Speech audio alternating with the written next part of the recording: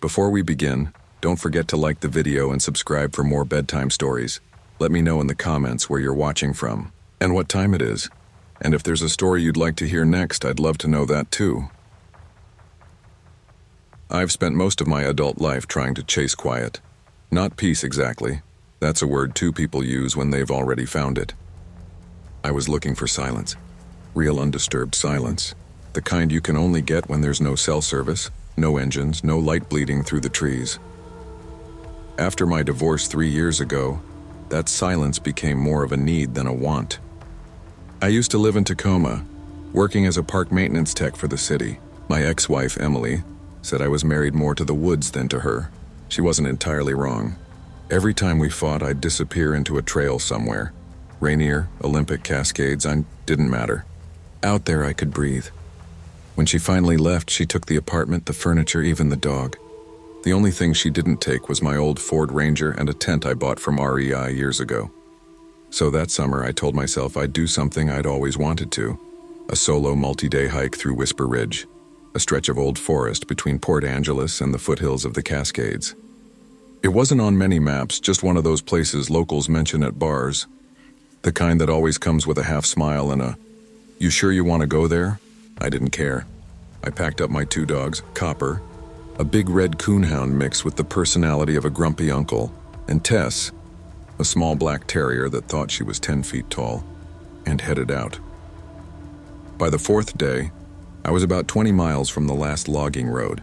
It was early September, the kind of cold where your breath shows up around sundown. The terrain climbed steep, hitting close to 7,000 feet, and the trees began thinning into patches of pale rock and stunted pine. I remember thinking how beautiful it was, and the sky that clear, the air that sharp. But even then, something about it felt off. You know how sometimes you walk into a room and just know someone's been there recently? That faint shift in the air? That's what it felt like, except I was miles from anyone. Copper wouldn't stop staring at the tree line. His tail was stiff, ears back, a low growl rumbling like a diesel engine. I figured maybe a cougar was nearby. I'd seen paw prints the day before, and Washington's full of them. Still, the way he acted didn't feel right. It wasn't a hunting growl. It was a warning. "Hey, knock it off, buddy," I said, tossing a stick to distract him. He didn't move, just kept staring uphill. Tess zipped inside the tent so she wouldn't wander, started whining, that high-pitched nervous whine she did whenever she smelled thunder. There wasn't a cloud in the sky. I tried to shake it off. I set up camp in an open meadow right before sunset, the kind of spot that'd be perfect if it weren't for how exposed it felt. You could see for miles down the slope. Good for sightlines, bad for feeling like you weren't being watched. As I boiled water for my dehydrated chili, I remembered the weirdest thing I'd come across earlier that day. A note under a flat rock near an old fire pit. It just said, "Something's been following us. Be careful. Don't stay near the boulders." It looked like it had been there for weeks, maybe months. I laughed it off at the time. Probably some paranoid hiker who heard raccoons, gang. But now, in the fading light with Copper refusing to move, it didn't seem so funny. By the time I went to hang my food bag, the sun was gone, the sky turning that deep blue before black. The only trees strong enough to hang from were halfway up the slope. The incline was brutal, loose rock, moss, 100 feet of near vertical climb. But leaving food near camp wasn't an option, not with bears around. "All right, stay here," I told Copper, clipping his leash to a big rock. He whined as I started climbing. The air felt heavier the higher I went.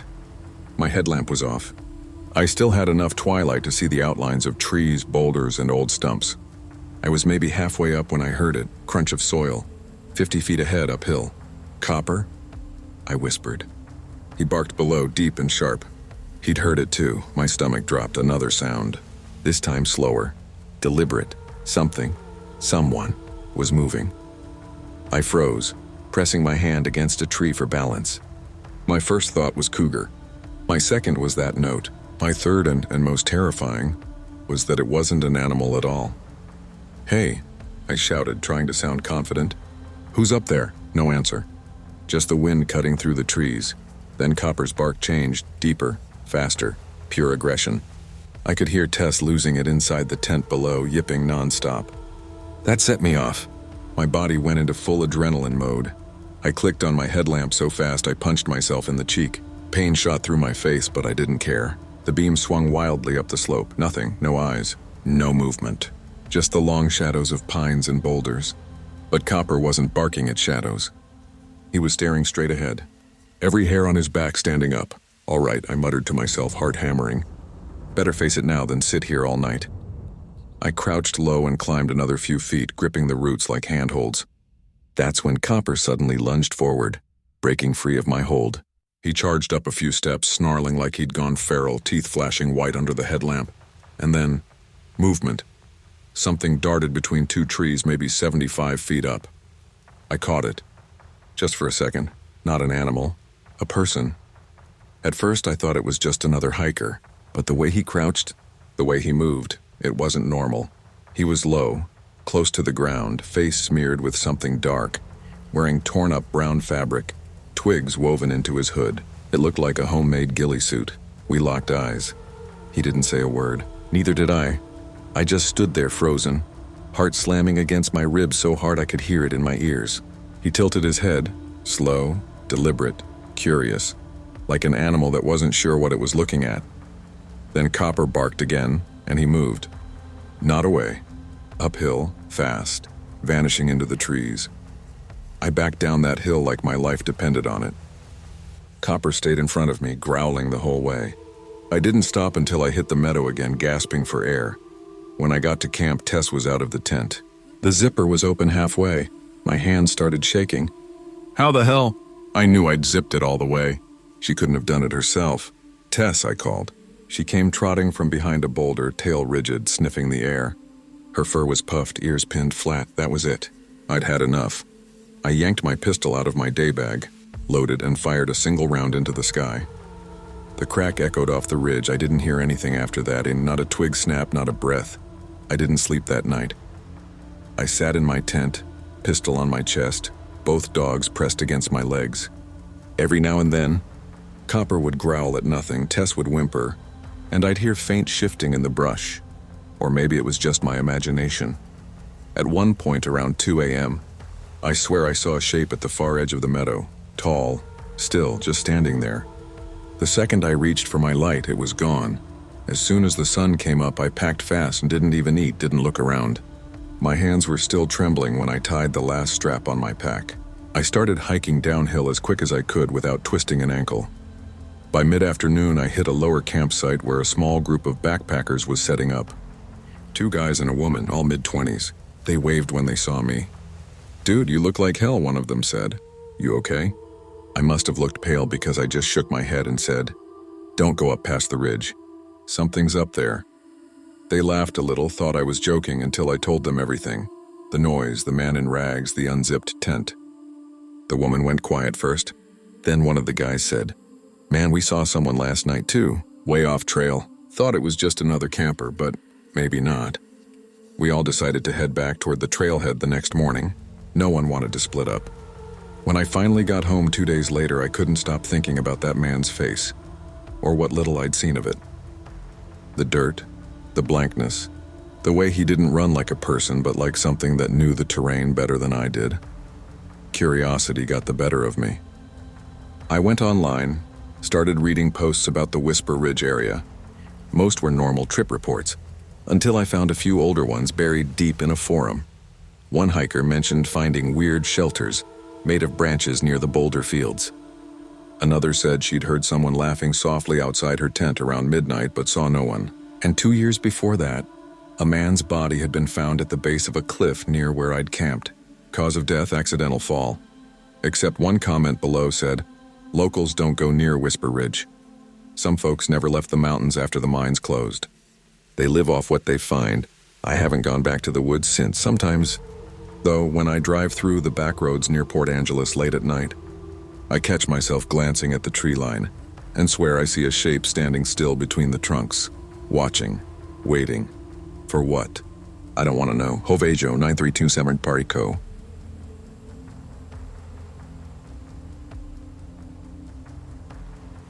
I still remember that November night like it's carved into my bones. 3 years ago, my wife and I were living in a small rental house on the outskirts of Bellingham, Washington.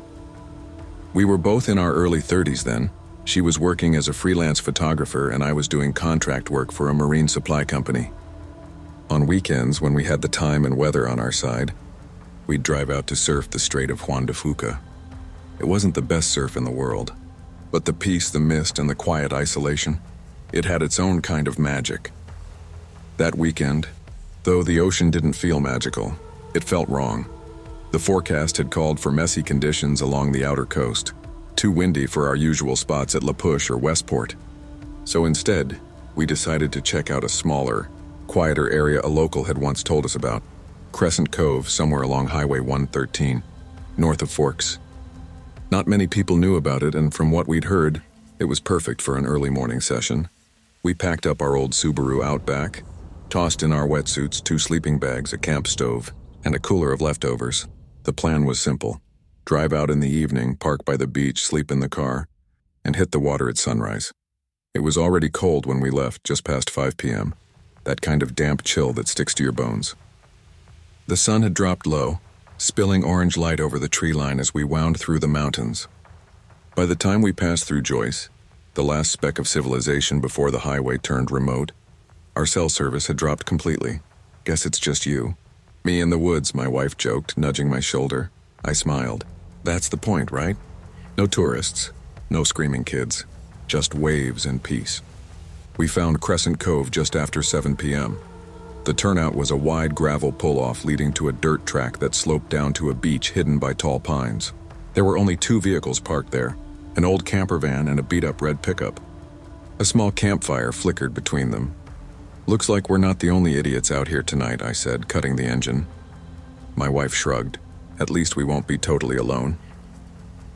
We cooked up some ramen by the car, huddled in the cold, and watched the last of the daylight fade. The air smelled of salt and wood smoke. Somewhere nearby we could hear laughter. 2 men, maybe late 20s, joking near the campfire. Everything about it felt normal. Until around 8 p.m., a man came walking down the road, alone. He wasn't dressed for the cold, just a flannel, jeans, and an old baseball cap. He carried a tiny backpack that barely looked full. What struck me most was how casual he was, just strolling in the dark like he had nowhere in particular to be. "Who the hell walks here?" I muttered. "There's nothing for miles." The guy waved lazily at the 2 men near the fire. They shouted something, sounded like, "Hey, come hang out." And he joined them. I didn't think much of it. We climbed into the Subaru around 9:30, folded down the seats and tucked into our sleeping bags. At 10:45, I woke up to pee. I cracked open the door, letting in a rush of freezing air. When I glanced toward the campfire, the flames were still glowing, but the camper van was gone. The red pickup too. Only the dark beach remained. "Guess they left," I whispered, sliding back into the bag. My wife half opened her eyes. "Already?" "Yeah, weird." We fell asleep again until something woke me up around 12:30. A faint tap tap tap on the glass. At first, I thought it was just pine needles falling. But then came another. 3 deliberate knocks. I froze. My heart thudded against my ribs. My wife stirred beside me. "You hear that?" "Yeah." The tapping came again, softer this time, right near her window. "Jesus Christ," I whispered. "Don't move." We stayed still, not even breathing. Then nothing. Just silence. The kind of silence where even the ocean sounds too far away. Finally, I reached for the flashlight and flicked it on. Nothing but fog swirling around the glass. I eased open my door, slowly, every nerve in my body screaming that this was a bad idea. "Stay inside," I whispered. She grabbed my arm. "No, don't leave me in here alone." So we both stepped out, flashlights in hand. The night was pitch black, no moon, no stars, just mist and forest shadows. "Hello?" I called. "Who's there?" No answer. I walked around the car, scanning the brush. Nothing. The beach was empty. Then maybe 200 feet away, I spotted something up by the road. Headlights. Dim, off-colored, just sitting there on the highway turnout above us. "Babe," I whispered. "Someone's up there." She squinted. "Are they parked?" "Yeah. Engine's running." The hairs on the back of my neck stood up. The fog made the headlights look like pale eyes staring down at us. "Let's pack up," I said. "Now." We threw everything, blankets, stove, bags, into the back in seconds. The car felt claustrophobic as I fired up the engine. We started up the dirt track, slow at first, trying to stay calm. But as soon as our headlights hit the road, I saw it clearly. A dark SUV idling near the exit, no plates visible in the rear. "Keep driving," my wife whispered. "Don't stop." We rolled past at about 10 miles an hour. The SUV didn't move. Its driver's side window looked tinted, too dark to see through. Then just as we passed it, the headlights flashed on bright. "What the—" I hit the gas, heart pounding, tires spitting gravel. The road curved back toward the main highway, and when I checked the mirror, the SUV was behind us. Its light stayed low, but I could see the faint outline of it closing in. "Are they following us?" "I don't know," I lied. 5 seconds later, the SUV sped up. Its brights came on full blast, blinding us. My wife gasped. "They're right on us!" "Hold on." I pushed the Outback hard through the curves. The highway was narrow, cliffs on one side, forest on the other. The fog was thick enough that I could barely see 20 feet ahead. The SUV swerved closer, then pulled back, then closer again, like it was toying with us. "Why are they doing this?" My wife shouted. "I don't know. Maybe they think we're someone else." But I didn't believe that. The way they moved, it wasn't confusion. It was intent. After what felt like forever, I spotted a dirt logging road up ahead, half hidden by brush. "Hang on," I said. I slammed the brakes, cut hard left, and killed the lights. The SUV roared past, still going straight. We sat there in the dark, both of us shaking. "Oh my God," she whispered, clutching her chest. "What the hell was that?" "I don't know," I said, breathing hard. "But we're not staying here another second." We waited 2 minutes, then turned the car around and headed back toward Bellingham, not stopping until we saw the first lights of Port Angeles. When we finally parked in a 24-hour gas station, we just sat there in silence. My wife's hands were trembling so bad she couldn't even hold her coffee. She said, "If we hadn't seen that road—" I didn't answer. I just kept staring at the fog outside the windshield, thinking about how quiet it had been before the tapping, thinking about how that SUV had been sitting there, waiting. We never went back to Crescent Cove, and to this day, every time we drive along a dark highway at night, I still catch myself checking the mirrors, half expecting those headlights to appear again.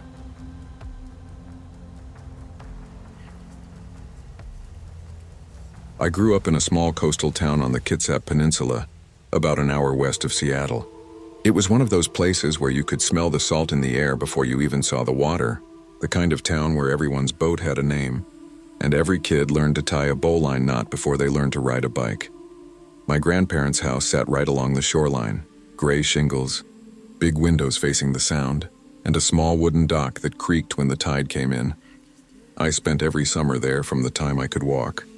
Grandpa was a retired Navy man who refused to leave the water behind. Grandma kept the house smelling like coffee and sea salt, and she always warned me, never stare too long into the sound at dawn or dusk. The water remembers who looks. At 10, I didn't understand what that meant. Back then, I was fearless, barefoot, always running along the shore, building forts out of driftwood, flipping rocks for crabs, and swimming in water so cold it made my chest ache. The ocean wasn't scary to me. It was home. That all changed one foggy morning in early June. Grandpa woke me before sunrise, shaking my shoulder gently. "Hey, bud," he whispered. "You up for checking the crab pots?" I yawned and rubbed my eyes. "Can I drive the boat?" He chuckled. That deep old man laughed that sounded like gravel. "We'll see, Skipper. Let's just get moving before the tide changes." The fog that morning was so thick it looked like the whole world had been erased. I remember the way the dock disappeared into it like a bridge to nowhere. Grandpa handed me a life jacket, and we climbed into his little aluminum skiff. The engine sputtered before it caught, echoing across the still water. The sound was calm, but it had that strange quiet to it, the kind that made you whisper without knowing why. I sat up front, fingers trailing through the cold water as we drifted past our shoreline and out toward the deeper part of the bay. "See that orange buoy?" Grandpa pointed. "That's the first pot. Grab the hook when we get close." I nodded, but my eyes were locked on the surface. The water had gone from silvery gray to nearly black. I couldn't see a thing beneath it. "Grandpa," I asked, "how deep is it here?" He squinted through the mist. "About 100 feet, maybe more. You'd hit cold water before you hit bottom." That thought gave me chills. When we reached the buoy, Grandpa shut the engine off and started pulling the rope hand over hand. I leaned over the edge, watching bubbles rise as he tugged. That's when I saw it. A flash of movement just under the boat. At first I thought it was a seal, The water rippled and something pale flickered beneath the surface.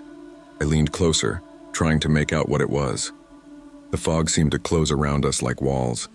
Then I saw them, 2 eyes, wide, human, and far too close. I gasped, jerking back so fast the boat rocked violently. "Whoa there," Grandpa barked, grabbing the back of my jacket. "You trying to swim home, boy?" "Grandpa, there's something down there," I stammered, pointing over the side. He frowned, setting the rope down and leaning over where I pointed. For a second, he didn't move. Then I saw his jaw tighten. His hand gripped the side of the boat. "Sit still," he said lowly. "What is it?" "Just don't move, okay? Keep your hands in your lap." His voice was steady, but something in it told me he was scared. He dropped the rope and started the motor, faster than I'd ever seen him move. The crab pot line went slack, slipping back into the water. I looked at him, but he didn't look back. His eyes were fixed on the fog. I couldn't help it. I glanced over the side one more time. Something was following us. About 6 feet under, drifting just beneath the boat, a dark shape moved through the water. Black hair floated around a pale face, eyes wide open and staring upward. I screamed. Grandpa reached out and pulled me against his chest, keeping me from looking again. "Don't you look down," he snapped, voice trembling. "Don't look." When we hit the shore, he didn't even tie the boat up. He killed the engine, jumped out and dragged it up the sand by hand. Then he picked me up, me, a 10-year-old kid, and carried me straight into the house like I was 5 again. Grandma was standing by the stove, her coffee mug frozen halfway to her lips. "Jim, what on God's earth?" "Not now," Grandpa said sharply. "Go get the boy a blanket." He set me on the couch, his hand shaking as he took off my life jacket. I'd never seen him look like that. Grandpa wasn't scared of anything. "Was it a seal?" I asked quietly. He looked at me, and there was something behind his eyes I'd never seen before. Pure, cold fear. "No," he said finally. "No, son, that wasn't a seal. That night I had nightmares of being dragged into the dark by pale hands. I didn't want to go near the water again. Every time I looked out at the sound, I swore I could feel something looking back." Years passed. Life got busy. We moved inland for a while. But even as I grew up, that memory never left me. It just sat there, quiet, waiting. When I turned 17, Grandpa got sick, cancer. By the time I visited him in hospice, he'd lost a lot of weight, but his eyes were still sharp. I sat beside him one afternoon, and after a while I asked, "Grandpa, do you remember that morning out on the water? The one where I saw those eyes?" He stopped fidgeting with his blanket. Didn't say anything for a while. Then he gave a slow nod. "Yeah, I remember," he said, his voice dry and rough. "There's something I didn't tell you." I leaned closer. When I pulled that pot up, he said, "I saw it too. I saw a head come up just under the boat. Hair like seaweed, skin white as a sheet. The eyes were open, looking right at me. I thought I was losing it, but I swear to God, kid, she was smiling." My stomach turned. "She?" He nodded once. "A woman, or what used to be one, didn't make a sound. Just watched us till we hit shore. That's why I carried you. I didn't want that thing grabbing you." He coughed hard, then reached for my hand. "You stay off that water, you hear me? That sound, don't forget faces." He passed a week later. Now, years later, I live back in the same town. My grandparents' house is gone, but I take the ferry across the bay every morning to get to work. I always sit near the rail, watching the gray water churn beneath the hull. Some mornings, when the fog's thick and the world goes quiet, I swear I see something just beneath the surface, hair floating, moving with the tide. Sometimes I think I imagine it. But one night riding home late, I saw them again. 2 eyes, wide and white. Following the ferry as it passed through the fog, I froze. No one else on deck seemed to notice. I whispered under my breath, "Grandpa?" Nothing. Then, just for a second, I heard the faintest sound from below.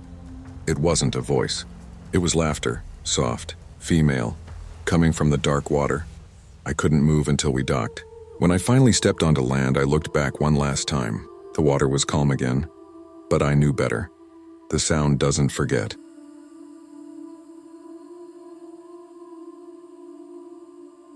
I was 6 years old when it happened, though some days it feels like it never really left me. My name's Ryan Burke, and I grew up in a small town called Maple Ridge, about an hour east of Tacoma, Washington. Back then, it was the kind of quiet, wooded place where the loudest thing you'd hear after dark was a train whistle, or the distant hum of the sawmill. My parents weren't wealthy, but they were the kind of people who worked hard for everything they had. My dad ran a small auto repair shop, and my mom was a school nurse. That summer was one of those humid, sticky ones, the kind where the air feels heavy with pine and rain.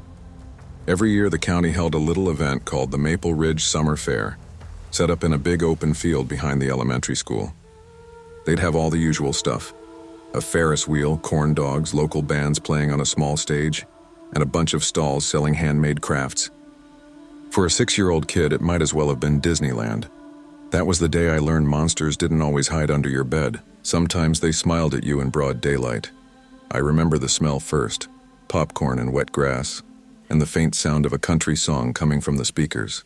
My mom was laughing at something my dad said, holding my hand while we walked past the cotton candy stand. I was tugging her toward the small petting zoo they'd set up. "Slow down, Rye," she said, chuckling. "They're not gonna run away, but I want to feed the goats," I said, bouncing on my heels. Dad grinned. "You heard the man, Em. We got a goat emergency."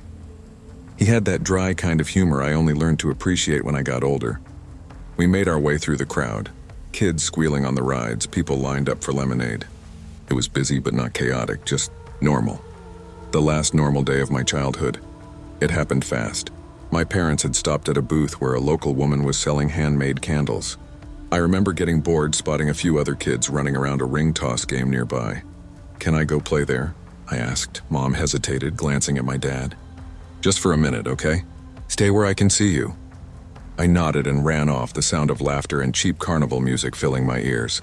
I tossed rings, missed every time, and the older boy next to me laughed. I didn't care. I was having fun. When I turned back to point out my score to Mom, I couldn't see her anymore. At first I wasn't scared. I figured she'd just moved down a few booths. So I started walking, calling out, "Mom? Dad?" No answer. Just more noise. I remember the weird feeling in my chest. Not quite panic yet, just that creeping unease when something's not right. I turned around again, and that's when a woman's hand slid into mine. "There you are, sweetheart," she said, her voice warm but hurried. "Your mom's looking for you." Come on, her grip was tight. Too tight. At that age, you don't question adults, especially ones who sound confident. She wore a wide-brimmed yellow sun hat and big round sunglasses, even though the sky was cloudy. Her lipstick was bright red, the kind my mom only wore on church days. I thought maybe she worked at the fair. She didn't. She moved fast, dragging me along. Her hand was clammy, and I kept tripping over the uneven ground. A tall man walked beside her. Baseball cap, sunglasses, stubble along his jaw. He didn't look at me, not once. "Where's my mom?" I asked, breathless. "She's just up ahead, honey," the woman said without slowing. "She asked us to bring you to her car." She was worried. Something about the way she said it didn't sound right. My mom's voice never sounded like that when she was worried. I tried pulling my hand back a little. "What kind of car?" She squeezed harder. "Blue one, sweetheart. You'll see." Almost there. We were leaving the main area now. I remember the crunch of gravel under my sneakers as we crossed into the parking lot. Rows of dusty cars and trucks. No people, no laughter. Just the wind in the trees and the distant echo of carnival music. That's when I started feeling scared. The man unlocked a gray sedan, motioning for the woman to open the back door. My stomach dropped. Something primal in me, something deeper than reason, told me to run. But I froze. The woman's voice softened like she sensed it. "Come on, sweetheart, it's okay." Then she grabbed my wrist again, tighter than before, and bent down to my level. Behind those sunglasses, I couldn't see her eyes, but I could feel her breath, sweet like gum or perfume. "Be a good boy now," she said, "and get in." That's when it hit me that she wasn't smiling anymore. Her mouth was flat, her tone sharp. I yanked my hand away as hard as I could and bolted. "Ryan!" she yelled, her voice shifting from fake sweet to furious. I ran like hell, tripping once and scraping my knee, but I didn't stop. I could hear her shoes hitting the gravel behind me. The fair music grew louder again, like a lifeline. I ran toward it, screaming, "Help! Help me!" People turned. Someone shouted. I crashed straight into a man wearing a staff t-shirt, sobbing, pointing toward the parking lot. She tried to take me. Everything after that is blurry.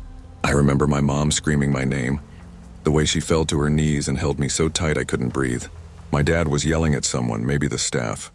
The cops came later, blue and red lights flashing against the trees as the fair started to shut down early. When I got older, my parents told me the rest. The police checked the fair's cameras and found the couple walking with me just like I'd said. They saw me running off, the woman lunging after me before the man pulled her back. They got in the car and drove off. License plates? Faked the car? Found 2 weeks later, burned out near a logging road in the woods outside Morton, Washington. Inside, they found a melted pair of sunglasses and a child's shoe. Not mine. I didn't sleep right for years. Even now at 30, certain smells, like wet dirt after rain or cheap fair popcorn, make my chest tighten. I sometimes think about what might have happened if I'd hesitated even a few more seconds. If I hadn't pulled away, would I have ended up another missing kid on a milk carton? One night about a year ago, I was visiting my parents back in Maple Ridge. My mom had dug out an old photo album, and as we flipped through it, she got quiet. She pointed to a picture taken a week before the fair. Me standing outside the grocery store holding a popsicle. "Do you see that?" she said, her voice trembling. Behind us, half hidden in the parking lot, stood a woman in a yellow hat. Sometimes I tell myself it was just a coincidence, some random lady who happened to be there. But deep down, I know better. Some people hunt long before they strike, and somewhere out there, maybe she still remembers me, the kid who got away.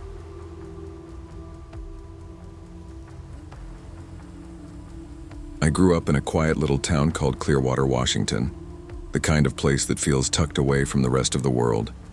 You know, one grocery store, one diner, 2 churches, and a whole lot of rain. Most folks around there minded their own business. And the most exciting thing that ever happened was when old Mr. Lively's dog got loose and chased the mail. Truck for 3 blocks, but every small town's got that one house, the one the kids dare each other to go near. Ours was the Renshaw house. I must have been about 12 when this happened, and maybe 13. I used to walk home from Clearwater Middle along Birchwood Lane, this narrow road that curved through a patch of overgrown forest. Right in the middle of it stood that old warped house, 2 stories high, with a roof that slouched inward and vines swallowing half the porch, windows so caked in dust they looked painted over. Everyone said it had been empty since the 70s after the Renshaw family disappeared. My dad said the old man, Walter Renshaw, was off his rocker, though no one really knew what that meant. My mom just said, "Don't be nosy, Caleb. Stay on the road and don't go staring into people's windows." But that house gave me the creeps. Every time I passed it, I'd get this cold, crawling feeling down my spine, like someone was watching me from inside.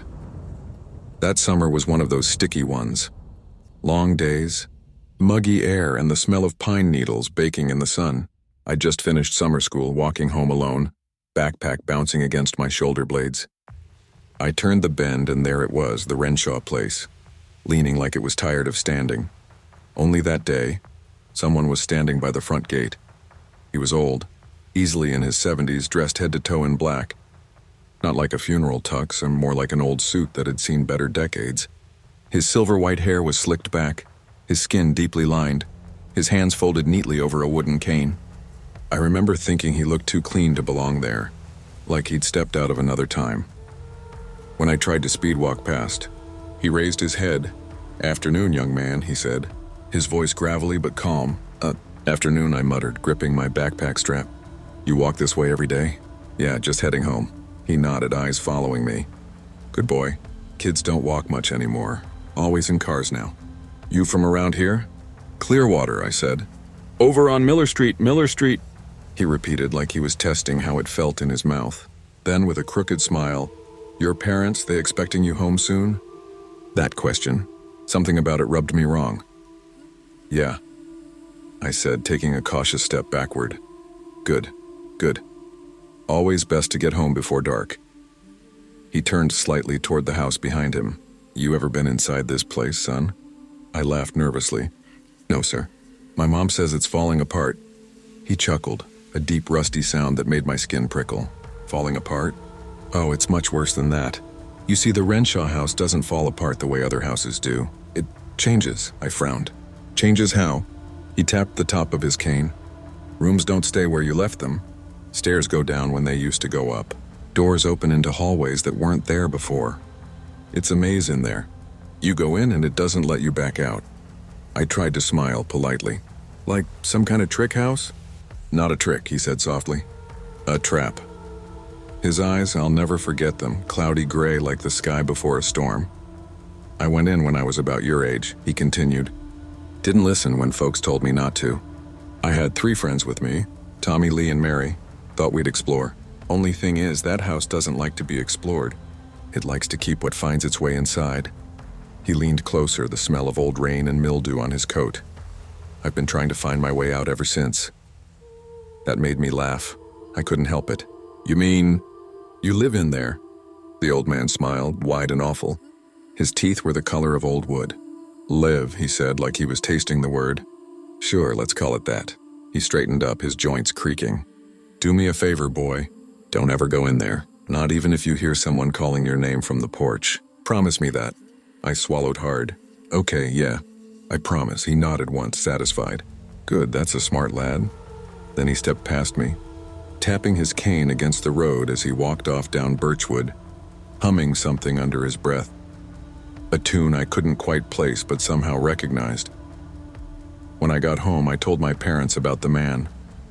My dad frowned and said, Nobody lives out there, Caleb. That house is condemned. I'm serious, I told him. He said he's been stuck in there since he was a kid. He said it's a maze. My mom laughed softly. Sweetheart, that place has been boarded up since before you were born. You probably saw one of those drifters passing through, but I knew what I saw. A week later, a few guys from the county came with bulldozers and caution tape. Turns out the property was finally being cleared. They'd been talking about tearing it down for years, but funding and ownership issues had stalled it. I remember watching from the school bus window as they set up heavy machinery around the old structure. By that weekend, the house was gone. Just a pile of splintered wood and dust. That Monday morning, Clearwater was buzzing. Word spread fast, and one of the demolition crew had found bones in the crawlspace. The sheriff's office cordoned off the site, and by that evening, local news trucks were parked outside.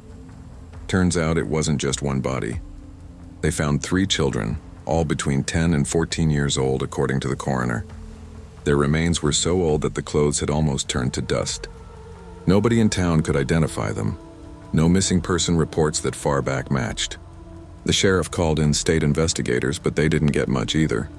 I remember standing by the TV that night, my stomach twisting. The reporter was saying something about how the remains were likely from decades ago, maybe even mid-century. And all I could think was, Tommy, Lee, Mary, the names the old man had said. I didn't tell anyone that part. Not my parents, not my friends. Hell, I barely wanted to admit it to myself. But every now and then, I'd walk by that stretch of Birchwood Lane, now just a bare patch of mud, and I'd swear I could still hear the faint echo of that old man's cane tapping against the pavement. A year later, when the city finally released some of the demolition photos, one of them showed the interior right before they tore it down. The staircase is broken, the floors warped in impossible angles, doorways that seemed to lead into each other. One of the construction guys said it was the strangest house he'd ever been in, like it was built by someone who lost their mind halfway through. I still think about that old man.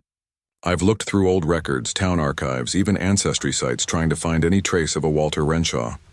Nothing. No obituary, no census record, no relatives. It's like he never existed. Sometimes late at night when the rain hits my window just right, I'll wake up thinking I heard him say it again. Don't go in there, boy.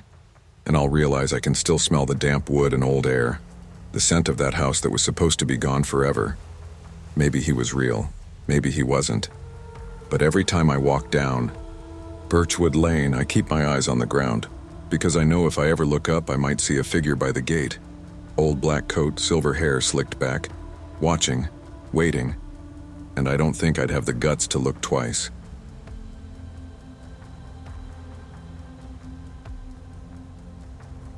I grew up in a quiet little town tucked away in western Washington, about 40 minutes outside Tacoma. Back then, in the late 80s, Cedar Hill was the kind of place where everyone knew everyone else's business, where people left their doors unlocked, and the biggest news in town was who won the high school football game that Friday. It was safe, or at least that's what we told ourselves. But looking back now, I can't help but think that Cedar Hill always had something dark running under its skin. The forests were too quiet at night. The fog that rolled off the sound too thick, too deliberate. There was always something watching, or at least that's what it felt like. When I was a kid, we used to whisper about a local boogeyman we called the Cutter. Parents used the story to scare kids into coming home before dark. Everyone had their own version. Some said he was a logger who went crazy after losing his family in a fire. Others swore he was an escaped mental patient from the old St. Marlow hospital that had been shut down years before. The story went that he lived deep in the woods, carrying a rusted hatchet and wearing a filthy parka, his face horribly burned and half covered by an old welding mask. If you stayed out past sundown, the Cutter would come for you. That was the legend. And when you're 7 years old and it's getting dark, those words carry weight. Of course, most of us thought it was bullshit, at least, until the disappearances started. It was the summer of '89 when the first kid went missing. Her name was Ellie Monroe, 12 years old, strawberry blonde hair, and always carried this beat-up Walkman she'd play Madonna tapes on. Everyone assumed she'd run off to Seattle or something. But when her backpack was found a week later near the edge of the woods, people started getting nervous. Then came two more. A boy named Tyler, then a girl named Brooke, both gone without a trace. The town was terrified. People started locking their doors for the first time. And like wildfire, the old stories about the Cutter came roaring back. I remember sitting in the diner one afternoon with my friend Luke. The place was half empty, just the clinking of mugs and the sound of some old Eagles tune coming from the jukebox. "You hear what old man Strickland said?" Luke asked, leaning in. "What now?" I said, stirring my Coke with a straw. "He swears he saw someone standing by the tree line near the logging road last night. Said the guy was tall, wearing a parka and a mask." I laughed. "Yeah, okay. You know Strickland's half in the bag by 6 every night." Luke didn't smile. He wasn't drunk this time. Said the guy was just standing there, not moving, watching. "Probably some hunter," I said. Luke shook his head slowly. "Hunters don't stand still like that." He said it was like the guy was waiting for someone. We didn't talk much after that. The air felt heavy, and I remember the waitress glancing at us like she knew what we were whispering about. Everyone did. That fall, my mom started picking me up from school instead of letting me walk home. The police had set up roadblocks, and every other day we'd see helicopters flying low over the forest. Still no one was found. Then one Saturday, Luke called me, his voice shaking. "Bro, you gotta come see this." "What?" "Down by the old St. Marlow grounds. Just come." St. Marlow Hospital had been closed for over a decade by then. It sat on the far end of town near a swampy stretch of forest. The place had a reputation, even before all this. People said the patients were treated like lab rats, that the doctors did experiments there before the state shut it down. I met Luke near the rusted gate. The keep out sign was half faded. "What the hell are we doing here?" I asked. He motioned me to follow. "Just trust me." We slipped through a gap in the fence and moved through the tall weeds. The building loomed ahead, its windows busted out, roof sagging, graffiti everywhere. The air smelled like mold and rust. Luke stopped near what used to be a loading dock. "Look, on the wall someone had spray painted something in red. 'The Cutter waits below.'" I felt my stomach twist. "Probably just some punk," I muttered. "Yeah, but..." Luke pointed down at the ground. "Look at this." There were footprints, fresh ones, leading toward a metal door at the base of the building. The kind of door that led into the basement.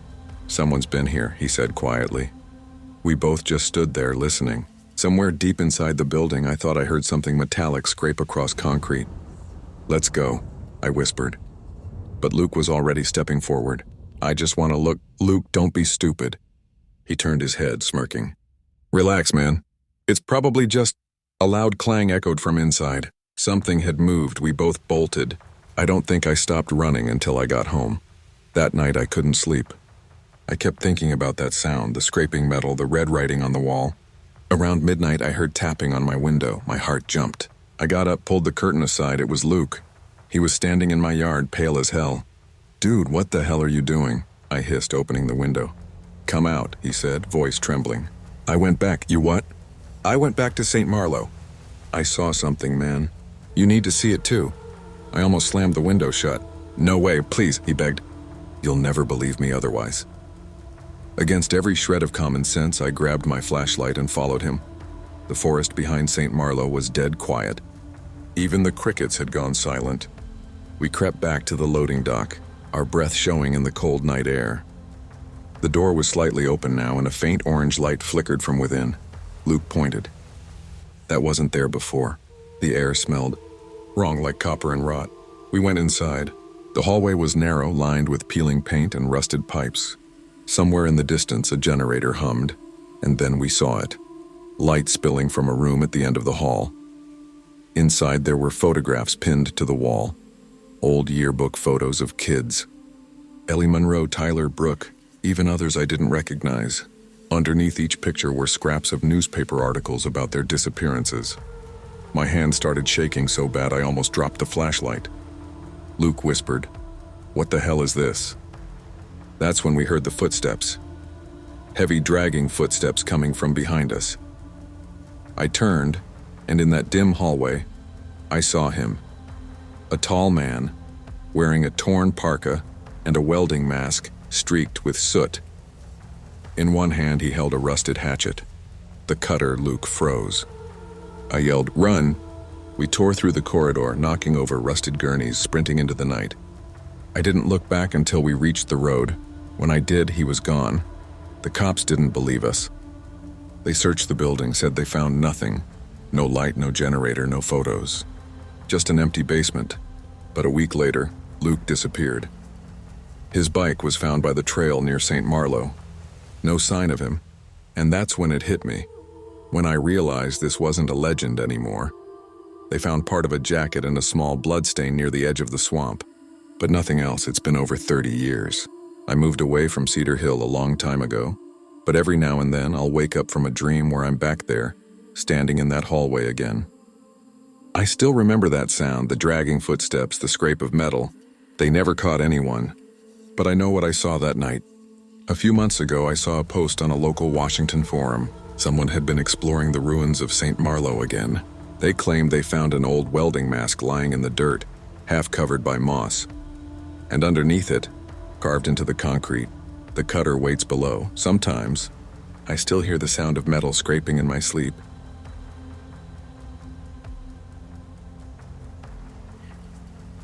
I grew up in a quiet town called Cedar Hollow, about 40 minutes east of Tacoma, Washington.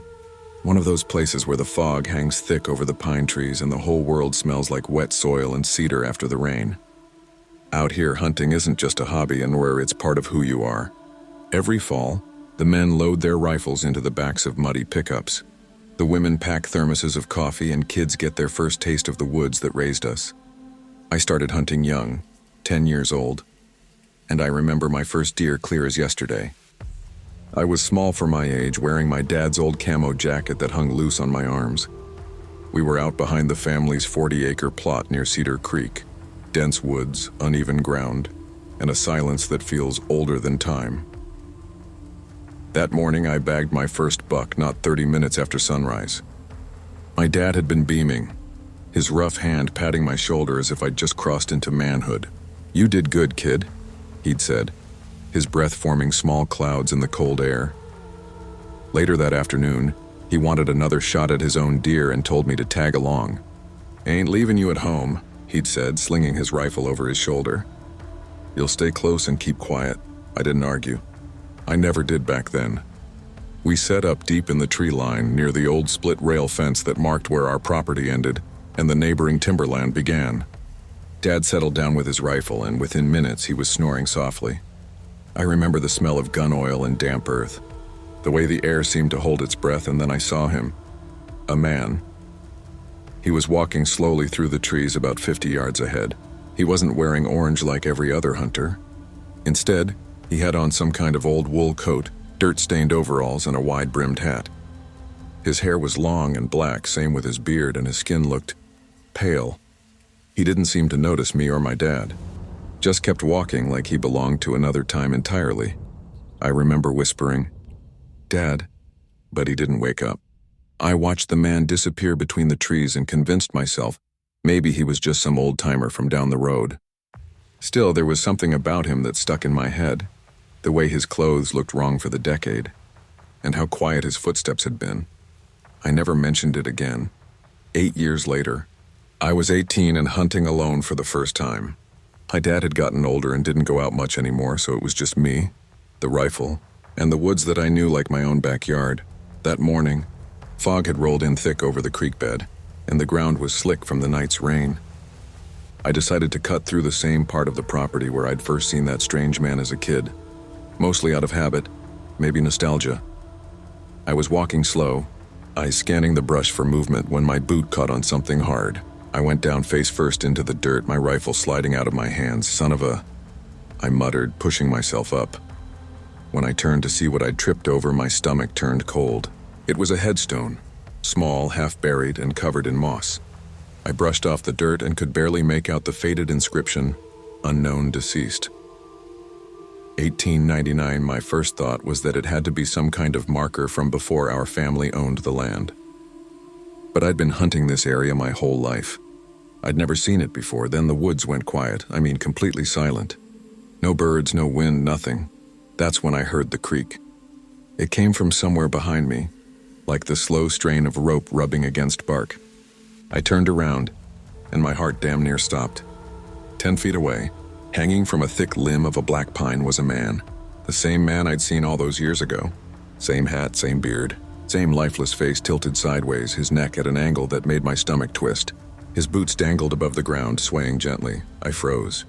I couldn't move or breathe. Then his head lifted, just slightly, oddly, and I swear to God his eyes opened.